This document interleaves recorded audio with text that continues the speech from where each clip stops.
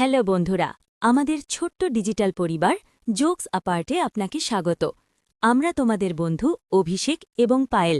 আজ আমরা আবার একটি নতুন ভিডিও নিয়ে ফিরে এসেছি। তো আর দেরি না করে শুরু করা যাক। নমস্কার।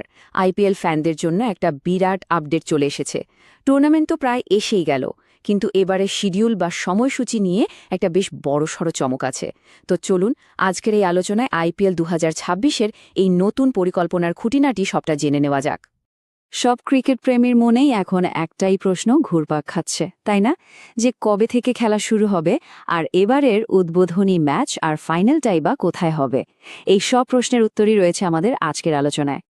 আচ্ছা, তাহলে এক ঝলকে দেখে নিই আজ আমরা কি কি বিষয় নিয়ে কথা বলবো। প্রথমে আইপিএলের সেই বড় ঘোষণাটা কি সেটা জানব। তারপর দেখব বেঙ্গালুরু কেন এত আলোচনার কেন্দ্রে। এরপর ২ ধাপের সময়সূচির পেছনের কারণটা বুঝব, আর সবশেষে দলগুলোর জন্য এরপর কি অপেক্ষা করছে সেটাও জেনে নেব।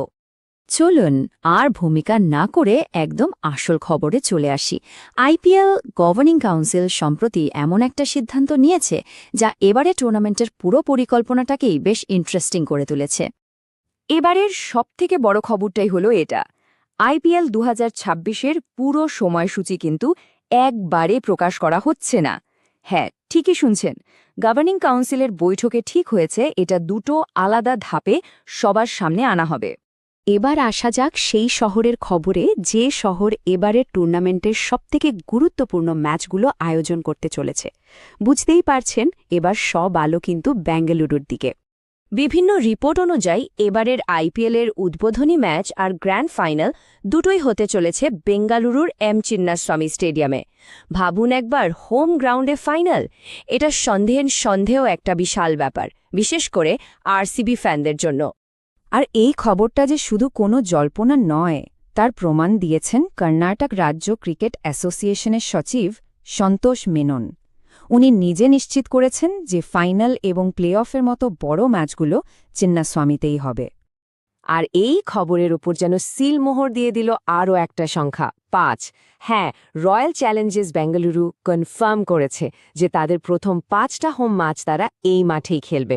মানে এটা একদম পরিষ্কার যে বেঙ্গালুরু এবারে টুর্নামেন্টের অন্যতম প্রধান কেন্দ্র হতে চলেছে। চলুন এবার এই ২ ধাপের সময়সূচির ব্যাপারটা একটু ভালো করে বোঝা যাক। জিনিসটা ঠিক কি, আর কেনই বা এমন একটা সিদ্ধান্ত নেওয়া হলো। পদ্ধতিটা আসলে বেশ সোজা। প্রথম ধাপে টুর্নামেন্টের শুরুর দিকের, মানে ধরুন প্রথম ১৩ থেকে ১৪ দিনের একটা আংশিক শিডিউল ঘোষণা করা হবে। তারপর দেশে নির্বাচনের দিনক্ষণ যখন ফাইনাল হয়ে যাবে, তখন বাকি টুর্নামেন্টের পুরো শিডিউলটা প্রকাশ করা হবে। আসলে ইলেকশন ইয়ারগুলোতে এই ২ ধাপের সূচি বিসিসিআইয়ের জন্য একটা পরীক্ষিত ফর্মুলা। মনে করে দেখুন, ২০১৯ সালের লোকসভা নির্বাচনের সময়ও কিন্তু ঠিক একইভাবে সূচি ঘোষণা করা হয়েছিল। এতে সুবিধাটা হলো টুর্নামেন্টও সময় মতো শুরু করা যায়, আবার নির্বাচনের জন্য লজিস্টিক্স বা নিরাপত্তার সমস্যাগুলো অনেক সহজে এড়ানো যায়। এখন সবথেকে জরুরি প্রশ্নটা হলো, ঠিক কী কারণে এই বছর এই বিশেষ পদ্ধতির দরকার পড়ল? এর পেছনের আসল কারণটা কি? এর একদম সোজা সাপটা উত্তর হল দেশের আসন্ন বিধানসভা নির্বাচন। নির্বাচনের সময়ে রাজ্যগুলোতে প্রচুর পুলিশ নিরাপত্তার দরকার হয়, আর একই সময়ে আইপিএলের মতো একটা বড় টুর্নামেন্টের জন্য বাড়তি নিরাপত্তা দেওয়াটা বেশ কঠিন হয়ে পড়ে। তাই দুটো বিষয়কেই মাথায় রেখে এই ব্যবস্থা নেওয়া হয়েছে। মূলত পশ্চিমবঙ্গ, আসাম এবং তামিলনাড়ুর মতো রাজ্যগুলিতে বিধানসভা নির্বাচনের তারিখ এখনও চূড়ান্ত হয়নি। এই রাজ্যগুলোতে ভোটের দিন ঘোষণা হওয়ার পরেই আইপিএলের বাকি ম্যাচগুলোর ভেন্যু, দিন আর সময় ফাইনাল করা সম্ভব হবে। বেশ, পরিকল্পনা তো জানা গেল, কিন্তু এখন দলগুলো আর আয়োজকদের জন্য পরবর্তী পদক্ষেপগুলো ঠিক কী হতে চলেছে, চলুন সেটাও দেখে নেওয়া যাক। এই তারিখগুলো কিন্তু ক্যালেন্ডারে মার্ক করে রাখতে পারেন।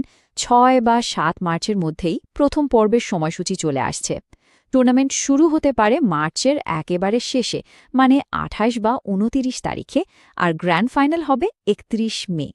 হেমাঙ্গ আমিনের বার্তা অনুযায়ী বিসিসিআই ইতিমধ্যেই বিদেশি খেলোয়াড়দের জন্য এনওসি মানে নো অবজেকশন সার্টিফিকেট দেওয়ার কাজ শুরু করে দিয়েছে।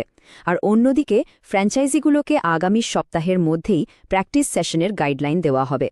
তার মানে প্রস্তুতি কিন্তু একদম পুরো দমে চলছে, যদিও দলগুলোকে এই আংশিক সূচি মেনেই তাদের ট্র্যাভেল আর প্র্যাকটিসের প্ল্যান বানাতে হচ্ছে। তাহলে সব শেষে প্রশ্নটা একটাই, ঘরের মাঠে ফাইনাল বেঙ্গালুরুতে, ট্রফিটা কি এবার আরসিবির হাতে উঠবে? বিরাটদের সেই বহু প্রতীক্ষিত স্বপ্ন কি সত্যি হবে, নাকি অপেক্ষা আরও 1 বছরের জন্য বাড়বে? উত্তরটা তো সময় বলে দেবে। তবে একটা জিনিস পরিষ্কার, উত্তেজনা কিন্তু এখন থেকেই তুঙ্গে। কাউন্টডাউন শুরু হয়ে গেল। এই ভিডিওটি এখানেই শেষ হয়েছে। আমরা আশা করি আপনি আমাদের ভিডিও পছন্দ করেছেন। এই ধরনের আরও ভিডিও দেখতে অনুগ্রহ করে আমাদের ইউটিউব চ্যানেলে লাইক, শেয়ার এবং সাবস্ক্রাইব করুন। ধন্যবাদ।